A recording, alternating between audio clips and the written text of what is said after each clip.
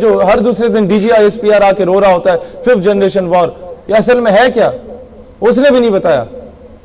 وہ یہ ہے، میں ان کی نمائندگی کرتے ہوئے بتا دیتا ہوں کہ ڈی جی صاحب 5th جنریشن وار یہ ہے کہ یہ چھوٹے بھیم کے جو کارٹون لگتے ہیں ہمارے گھروں میں، کبھی پاکستان جائیں نا جب پیسے بھیجتے ہیں بچوں کو کہ پڑھو بیٹا، جا کے کبھی ٹی وی دیکھنا کہ بچہ سارا چھوٹا بھیم، پتہ ہے آپ لوگوں کو وہ کارٹون لگتا ہے، وہ چھوٹا سا بھگوان دکھایا جاتا ہے اس میں، وہ اچھے اچھے کام کرتا ہے، لوگوں کی مدد کرتا ہے۔ تو جب بچہ پھر دکان میں جاتا ہے نا بازار میں، تو اسی چھوٹے بھیم کے، ان ہندوؤں کے بھگوان کے وہ چھوٹے چھوٹے کارٹونز بنے ہوئے ہوتے ہیں پینسل ربڑ شارپنر پہ، اور ڈیکوریشن پیسز ہوتے ہیں۔ بچہ وہیں نیچے لیٹ کے رونا ڈالنا شروع ہو جاتا ہے، نہیں پاپا میں نے یہ لینا ہے، تو پاپا 20 روپے کا وہ چھوٹا بھیم لے لیتا ہے۔ وہ لا کے بچہ جو ہے ڈیکوریشن پیس ٹی وی کے اوپر یا ٹیبل کے اوپر رکھ دیتا ہے۔ ہندوؤں نے اپنا بھگوان تو تمہارے گھر میں پہنچا دیا، اور کیا ہے؟ سمجھ آ گئی ہے؟ یہ ہے 5th جنریشن وار۔ دشمن میں یہ سکت نہیں ہے کہ ابھی وہ ہماری جیسی نیوکلیر پاور پہ آ کے دھماکہ کر دے، دھاوے بولتے، نہیں، وہ آپ کے کلچر پہ اٹیک کر رہا ہے۔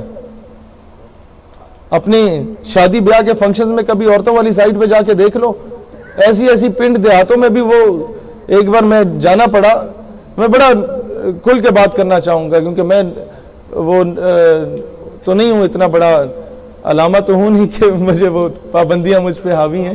میں بلانے گیا جب خواتین کو کہ جناب آئیں، ابھی واپس چلے جاتے ہیں، تو ادھر جب میں دیکھا تو نظر اٹھانے کے قابل نہیں رہا۔ میں نے کہا یار یہ پنڈ دیہات کی حالت ہے تو شہر کی کیا حالت ہوگی؟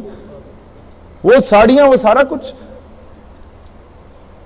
حقیقت خرافات میں کھو گئی، یہ امت روایات میں کھو گئی۔ وہ آپ کے کلچر پہ اٹیک کر چکے ہیں۔ حل کیا ہے؟ اب حل کی طرف آتے ہیں۔ اس سے پہلے سب لوگ آ کے رونا روئے کہ یہ ہو گیا وہ ہو گیا، میں آپ کو حل کی طرف لاتا ہوں۔ دوستانی زی وقار، حل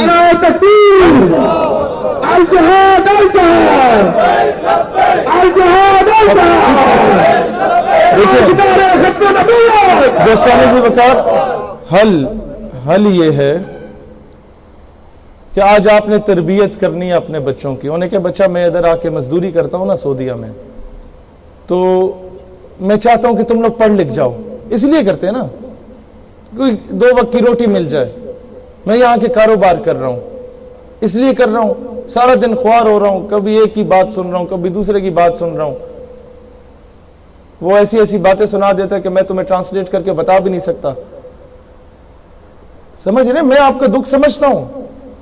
میں ایک آرمی آفیسر کا بیٹا ہوں، لیکن آدھی زندگی میں نے ہاسٹلز میں گزاری، باقی کی آدھی زندگی میں نے اسی طریقے سے سڑکوں پہ گزاری، ایک تحریک میں، نوجوانوں کی تحریک میں گزاری۔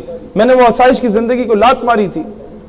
ہمارے گھر میں سرکاری گاڑیاں بھی ہوتی تھی، ذاتی گاڑیاں بھی ہوتی تھی، میں ہائیس سے لٹک کے جاتا تھا، اپنے ہاتھوں سے وہ لیوی بنا کے، گلو بنا کے، پوسٹر لگائے، وال چوکنگ کی، سب کچھ ایک کارکن کی زندگی گزاری میں نے۔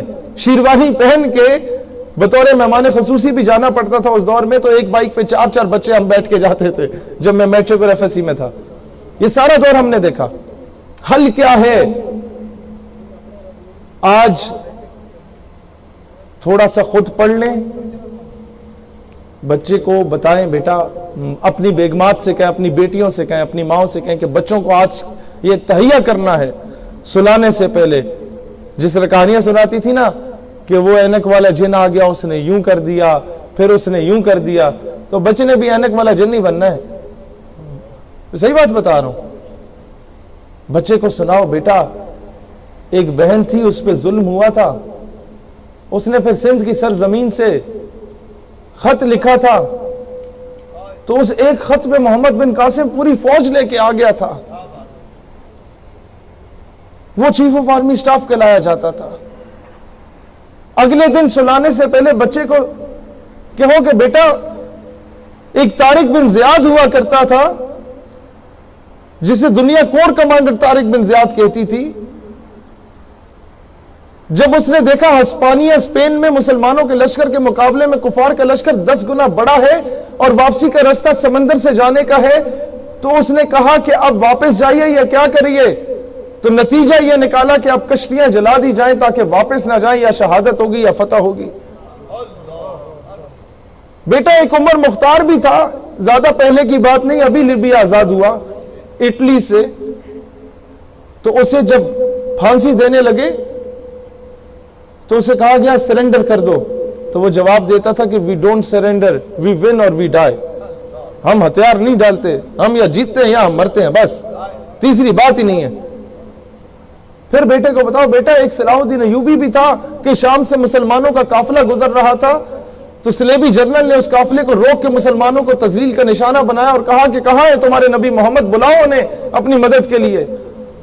تو جب صلاح الدین ایوبی تک یہ بات پہنچی، وہ مسلمانوں کا چیف آف آرمی سٹاف تھا، وہ غیظ و غضب سے کھڑا ہو گیا، پھر اللہ کی بارگاہ میں گیا اور کہا اے اللہ میں دعا کرتا ہوں مجھے تب تک موت نہ دے جب تک میں یہ دو کام نہیں کرتا۔ نمبر 1، جب تک میں اس پاکستان کا مطلب کیا ہے؟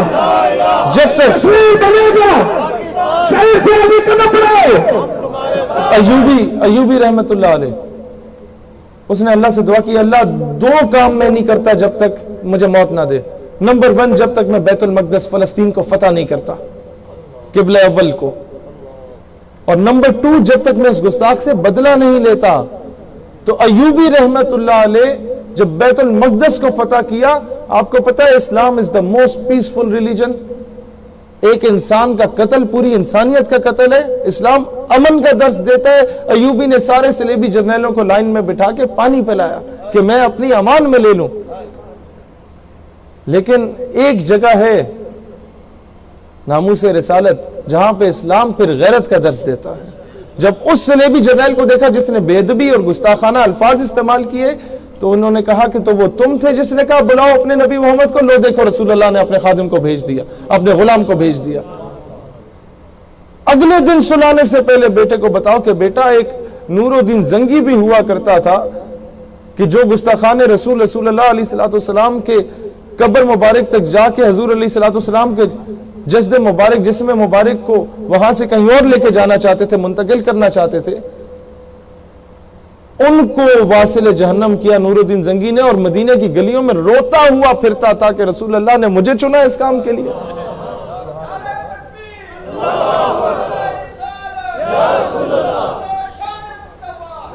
تو پھر بچہ جب بڑا ہو نا، کوئی تھوڑا سا بولنا سیکھ جائے، اسکول گوئنگ ہو، تو ٹیچر پوچھتی ہے ہر بچے سے کہ بیٹا تم کیا بننا چاہتے ہو؟ بچہ کہتا ہے میں انجینئر بنوں گا، میں ایسٹروناٹ بنوں گا، میں ڈاکٹر بنوں گا۔ تو اپنے بچوں کو اس قابل بناؤ، اتنا ان کو ٹرین کر دو کہ ٹیچر پوچھے بچہ کیا بننا چاہتے ہو تو بچہ بولے madam I want to become chief of army staff.